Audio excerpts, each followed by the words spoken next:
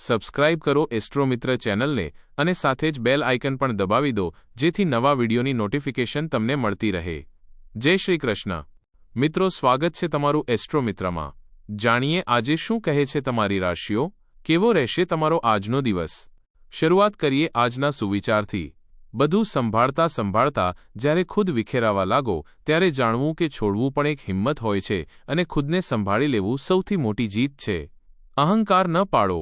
સમયના સમુદ્રમાં અનેક સિકંદર ડૂબી ગયા। કામયાબીનો મોકો મને પણ આપજો પ્રભુ। કેટલાક સપના મેં પણ જોયા છે મારા પરિવાર માટે। કેટલાક લોકોને છોડવા જરૂરી થઈ જાય છે। જો આપણે તેમને ન છોડીએ તો તેઓ આપણને ક્યાંયના નથી છોડતા। આજનું પંચાંગ 31 જાન્યુઆરી 2026 દિવસ શનિવાર। માઘ મહિનાના શુક્લ પક્ષની તેરસ તિથિ સવારે 8:25 સુધી રહેશે। ત્યારબાદ ચૌદશ તિથિ શરૂ થશે। પુનર્વસુ નક્ષત્ર રાત્રે 1:34 સુધી રહેશે। ત્યારબાદ પુષ્ય નક્ષત્ર શરૂ થશે। આજનો રાહુકાળ એટલે કે દિવસનો સૌથી અશુભ સમય સવારે 9:55 થી સવારે 11:17 સુધી રહેશે।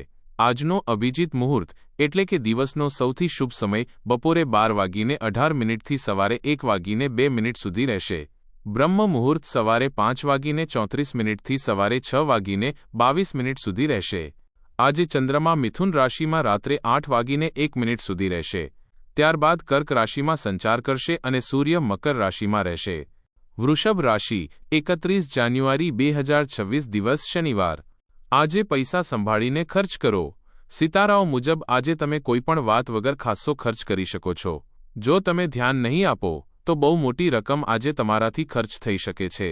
આજે વિવાદો અને ટકરાવથી બચવું જ સારું રહેશે। સ્વાસ્થ્ય સંબંધિત કોઈ પરેશાની નહીં હોય અને તમે બહાર ફરવાનો આનંદ લઈ શકો છો। તમારી કાબેલિયત પર ભરોસો રાખો તથા આગળ વધો। તમને કોઈ મહત્વપૂર્ણ નિર્ણય લેવામાં સરળતા અનુભવાશે। પાછલા થોડા સમયથી ચાલી રહેલા કાર્ય સંપન્ન થશે અને તમે તમારો સમય આરામ અને કલાત્મક કાર્યોમાં પણ વ્યતીત કરશો।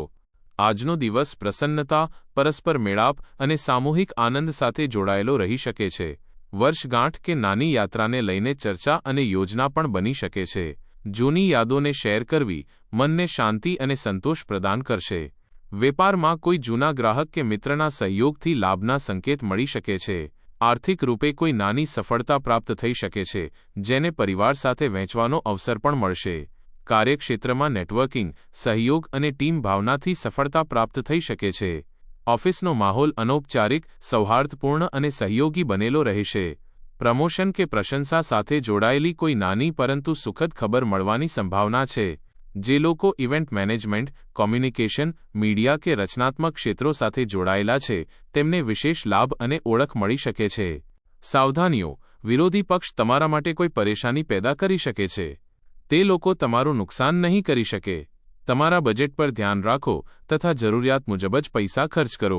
યુવા વર્ગ આળસ અને મોજ મસ્તીમાં વધારે સમય વ્યતીત ન કરે। વાત કરીએ લવ લાઈફની। ઘર પરિવારમાં શાંતિપૂર્ણ માહોલ રહેશે। પ્રેમ સંબંધોને લગ્નમાં બદલવાના યોગ પણ બની રહ્યા છે।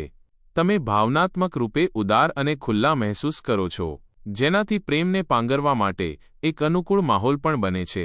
નાની નાની પળોની ખુશીઓ નિકટતા લાવે છે। જો કે અધિકાર જતાવવાની વૃત્તિઓ થોડા સમય માટે ઉભરી શકે છે।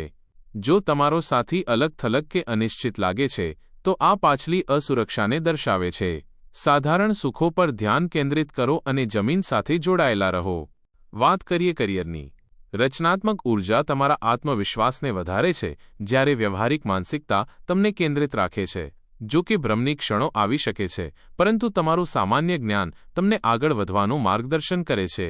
પડકારો પર વિજય મેળવવા માટે તીક્ષ્ણ અને કેન્દ્રિત રહો।